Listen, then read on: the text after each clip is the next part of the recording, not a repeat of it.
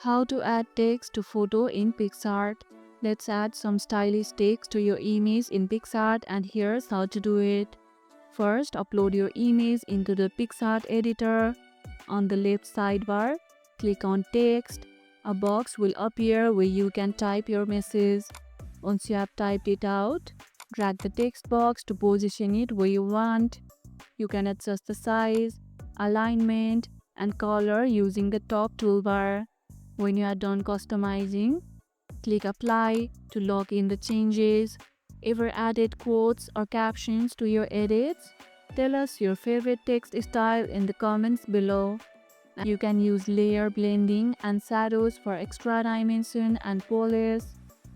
And that's how you can add text to photo in Picsart.